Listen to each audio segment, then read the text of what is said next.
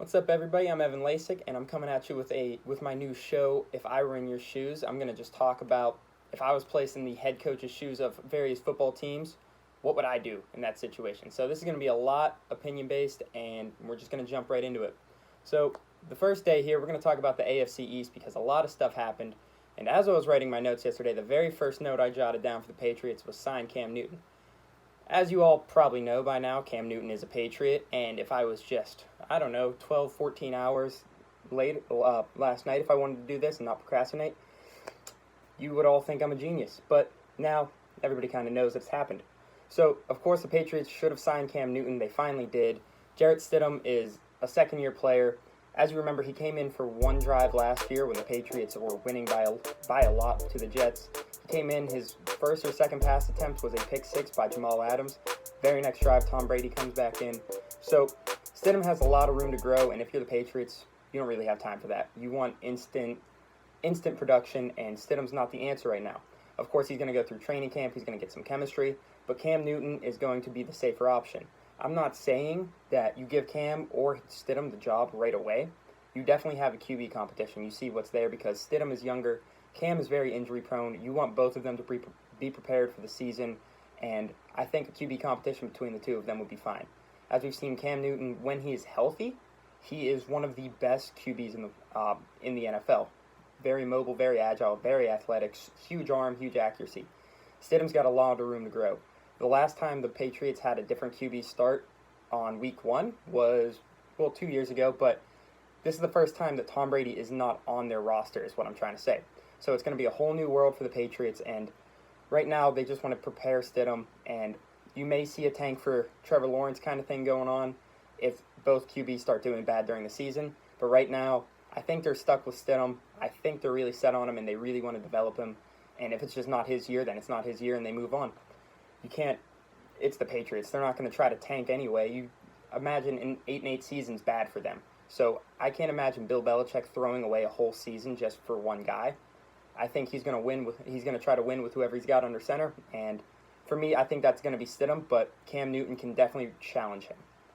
Next, we're going to talk about N'Keal Harry because he was the receiver they drafted in the first round of last year's draft, the 2019 draft, and he was injured. Julian Edelman was the only receiver really on that roster. There was a few others scattered around, but they really need N'Keal Harry to blow up this season. He is a very important, very talented player, very important for this roster. He's a very young guy. He can grow with Stidham, or he can be that reliable guy for Cam Newton. Harry needs to play all 16 games, or else the Patriots will be frustrated with him, and honestly, I don't see them getting over that. I could see them moving on from him if he gets injured again or if he doesn't produce. So Harry really needs to be prepared this upcoming season. He needs to be careful with those injuries, and he needs to produce right away because Edelman's aging. You need a new guy out there. You need a guy on the outside. Edelman's a slot guy, but they need a receiver who's very reliable on the outside near the sidelines. Sony Michel definitely needs to be prepared for this upcoming workload. Yes, it's the Patriots. Last year, with Brady, they ran the ball constantly. Brady, you could kind of see it. Brady's arm wasn't where it used to be, but with Stidham or Cam Newton, it's going to be really difficult to consistently throw. So prepare him to be the workhorse. He's going to run the ball a lot. He's going to get a lot of touches. They still have Rex Burkhead, I believe. So it's going to be a community, but I think Sony Michel is the guy that they really enjoy using in the backfield. So you got to get him ready, and you have to make sure that he is prepared. They lost a lot of defenders here. Rob Ninkovich was a crucial linebacker. Their draft was kind of quiet, not a lot of big-name players, but that's just what the Patriots do. It's a sad point, but they can take these undrafted players, they can take these late-round picks, and they can make them exceptional. So their defense is still going to be fantastic with Stephon Gilmore on the outside. Their linemen are a little bit iffy sometimes. Jadeveon Clowney is a guy that comes to my name that they can offer a contract and put him on that line. It would be a lot of money, but it would be one of the most polarizing players on the Patriots team. So nobody in the AFC East wants to see the Patriots get another star player come to their team, but if they can clear the cap room and if they can make it work, then I think that is honestly a no-brainer for them. But their defense, regardless, is still going to be one of the best because that's just who they are. Bill Belichick is a fantastic coach. He is great at managing players, making them play fantastically, and I'm very excited to see how he does without Tom Brady for the first year.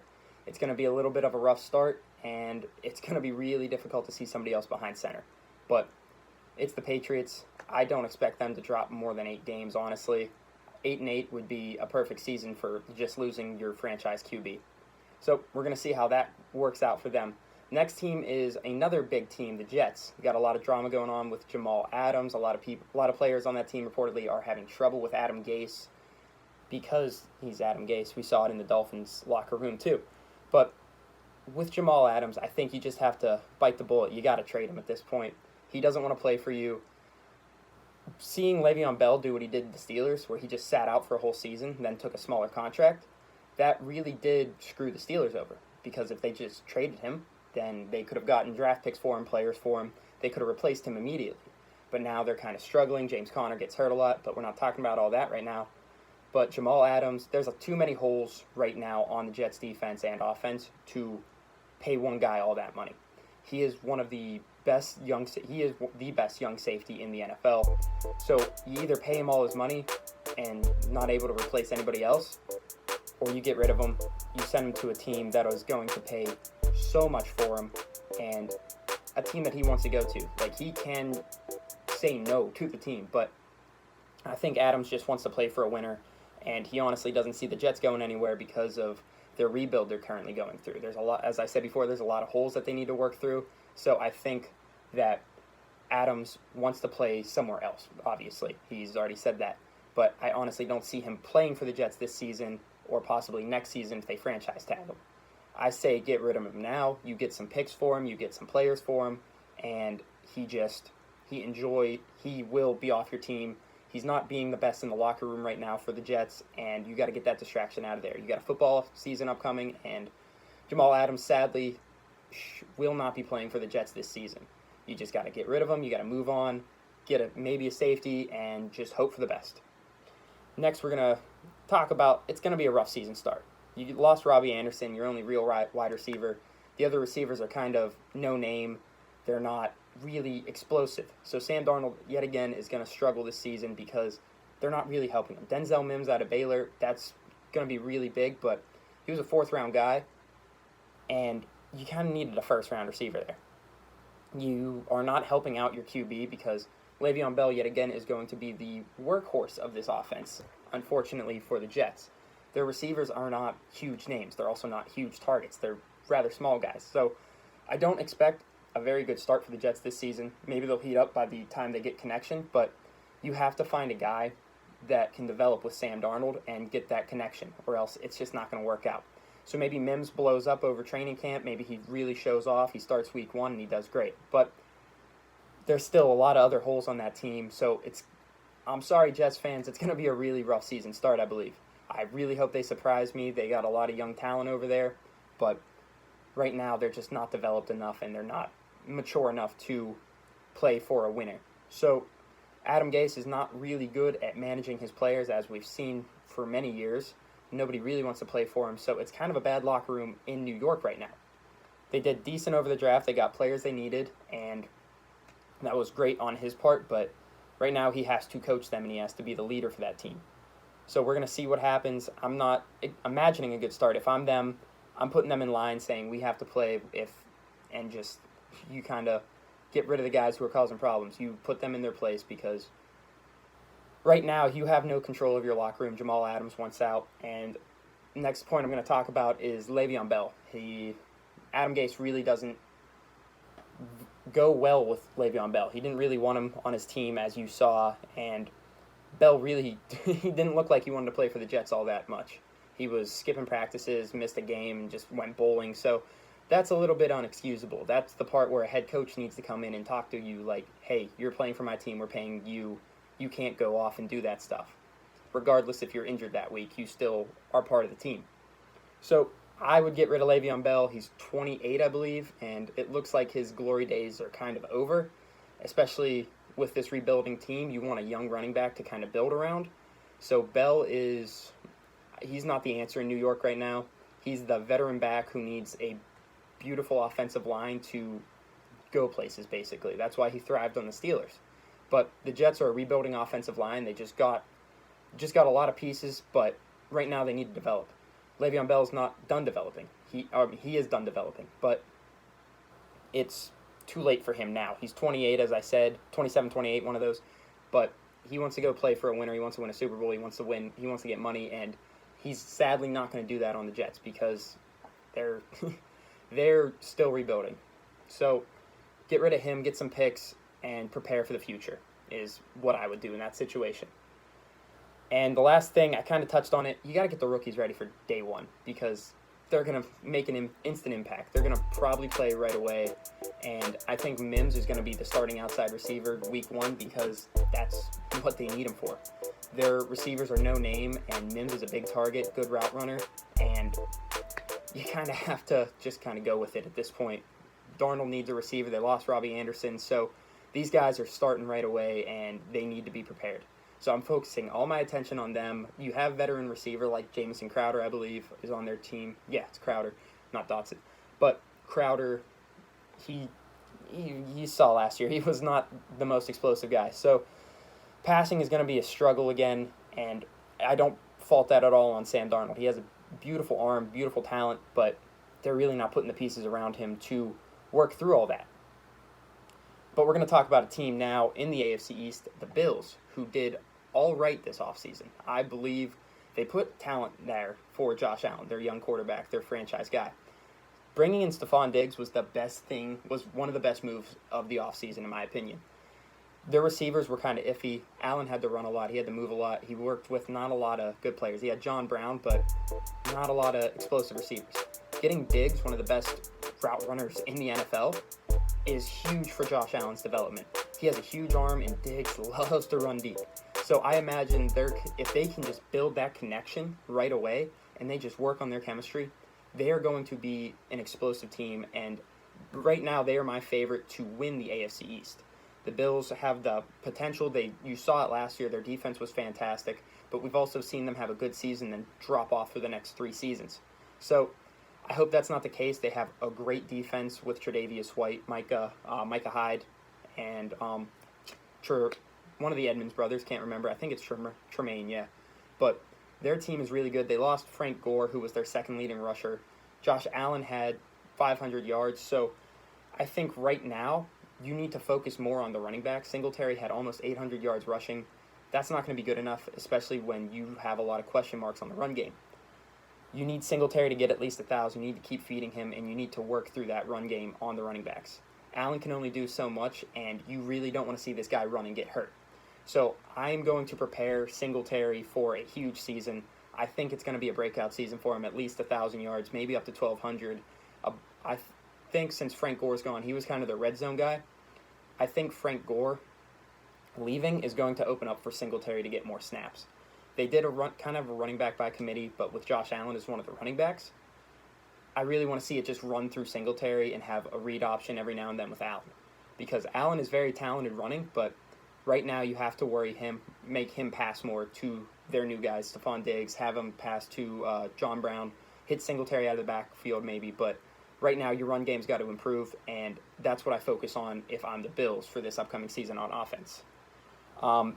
Next, you're really hoping that Ed Oliver makes it out of this DWI and caught with the weapons, because it's really important that he plays. He was supposed to be he was set for a breakout season, and I would really like to see him do that. He is a great defensive tackle. He was a rookie last year, so this was his season breakout. Unfortunately, with his arrest, it's making it very unclear if he will be able to play all 16 this season. The Bills would really like him to. They just lost their defensive leader last year to retirement. So Ed Oliver on the defensive line would need to step up. So Bills fans, you better hope that everything works out and that he doesn't miss more than 2 games from this if he does end up getting suspended, because he is a crucial part to this team.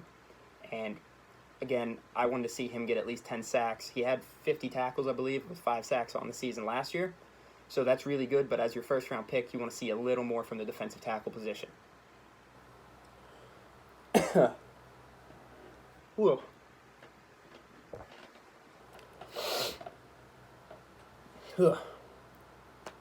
The final point for the Bills that I want to make is that their defense is fantastic. I already touched on that a little bit, but that's what got them to the playoffs last year. You kind of saw it a few years ago in the 2017 season with the Jaguars. They leaned on their defense, and their offense kind of let them down.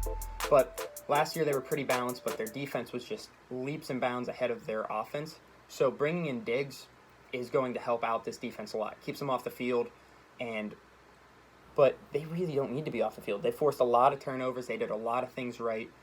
Unfortunately for them in the playoffs, the Texans came back and beat them. That was more on the fault of Josh Allen's offense at the time. He couldn't get the ball moving downfield against the Texans defense, and that was completely on Deshaun Watson too. Deshaun Watson was nuts in that playoff game. But you really rely on the Bills' defense here to bring them to the next step, and you bring them an AFC East title. Because last year, they got really, really close to the Patriots twice. So I honestly imagine that the Bills are just going to take another step and they're going to win that conference or that division next year. I'm really hoping for it. They are my favorite out of the AFC East, and they're looking real good so far. They did a lot of things right, and I'm just leaning on that defense still if I'm a head coach of them. Really pushing them and then really getting Diggs and Josh Allen to get that chemistry so they can push their offense to the next level. The last point is not my favorite point of the AFC East, but they're one of my favorite teams to watch. They're going to be one of my favorite teams to watch this season. The Miami Dolphins did a lot of things right. They spent a lot of money this offseason, and good. They needed to. They drafted Tua. Kind of saw that coming. I think a lot of people did, but they were kind of throwing it up in the air like, hey, maybe we take Herbert. But Tua was their guy all along. They got Tua, and sadly, you're not playing him right away, though. You don't get to see the rookie right away. I think if I'm the head coach, Tua's not starting for me until at least week 8, week 10 maybe. We see Ryan Fitzpatrick all the time. Fitzmagic in the beginning of the season is his name, magical. He does a lot of things right. He plays really good football. But at a certain point, he drops off substantially. And that's when you need to replace things. Fitzpatrick started last season, I believe, then replaced by Rosen, and then Rosen was replaced by Fitzpatrick again. It was a whole mess. But you have Fitzpatrick, who's a journeyman, a veteran leader. You have him train Tua. You get him prepared for the NFL. You make sure that Tua's all right with injury-wise, and you don't rush him into starting. Because if this is going to be your franchise piece, you don't rush anything with him. You take your time. You make sure he's developed. You make sure he's not going to get hurt. And you put him into the most perfect situation you possibly can. So Tua, for me, isn't starting until week 8, week 10 possibly will be his first win. I really do want to see good things out of him, but right now you take your time with him and you don't rush into anything because that's not a QB's not something you rush into the league. We saw it many times, and sometimes it works, sometimes it doesn't. In the Dolphins, you don't take that risk, though. The next thing they drafted, they had, I don't even know, I think north of 15 draft picks this past draft, so their young talent is going to be the most important thing. Devontae Parker is their leading receiver. I think he's going to have a really good season, but he's not. I think he's like 25, 26, so they got to develop players around him. There is a lot of young talent on this team that they have to develop properly, and I'm not saying start them week 1 because that could potentially be really bad for their morale, because if they mess up, they're not going to do good the next week and the next week after that. You kind of just develop them during the off season. You really hope, and you wait until they're week 1 ready or until they're week ready. So you don't push anything with these young guys, especially in the phase you're at right now. You don't do, hey, we're just going to throw you in there and hope for the best, because you have veteran players on your team still. So you're not really risking it with these guys. You just want to hope they develop properly underneath your veterans. You can still get them playtime, but they're not your starters right now. You're letting them learn and you're letting them watch, and that's how you build a good football team around these guys. Because if you just throw them in and hope for the best, they're not going to learn properly, and they could be stuck for the next 4 years doing something wrong. A player I'm really a fan of is Jerome Baker, actually, out of Ohio State. He had a fantastic season last year. He really proved himself as a linebacker, and I think he's going to have a breakout year. I'm naming him my defensive captain if I'm the Dolphins, and I'm putting him out there every single play, because he is going to be that explosive guy on defense that just changes the game for the Dolphins. I think if you develop him properly, you get him all that play time and experience, he is going to be a dangerous player for years to come. So I'm projecting at least 100 tackles from him, probably 110, and I'm really hoping for the best for him because he is absolutely a bizarre player. I liked him last year, and I think this year he just has that potential to take the next step. A lot of coaches on the Dolphins really leaned on him. They looked at him as a young player like, hey, we have high expectations for you. And that's something they couldn't say to a lot of the Dolphins players last year. So Baker, he's got his expectations, he met them, and now he's going to exceed them this year, I believe. And I think he's just going to have a fantastic season for the Miami Dolphins. Last part I want to talk about is the deadly secondary that you want to focus on. They just brought in Byron Jones, and they have Xavier Howard. So their cornerstones for their corners are absolutely bizarre. They are two of the highest paid corners, and rightfully so. They play a fantastic season. Can you just imagine if Minkah Fitzpatrick just stayed with the Dolphins for this season, how insane their secondary would be? So they just need to rely on their two corners. They're paying them a lot of money, and I think rightfully so. They are two of the best corners in the league, in my opinion. They're pretty young still, and I think they're just going to make an instant impact for that defense. And hopefully for years to come, they can build around them, and they can build a respectable team nonetheless.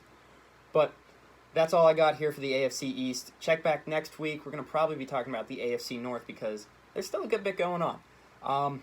Really miss football. Hope it comes back soon. Still can't get over that I missed the Cam Newton thing because I would have looked like a genius.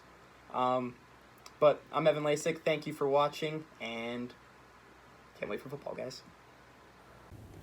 Thank you for watching our latest edition of Penn State Sports Night. If you're a fan of our content, please be sure to subscribe to our YouTube channel for more clips. Also follow us on Twitter at PSSNTV and on Instagram at PSU Sports Night to keep up with the action.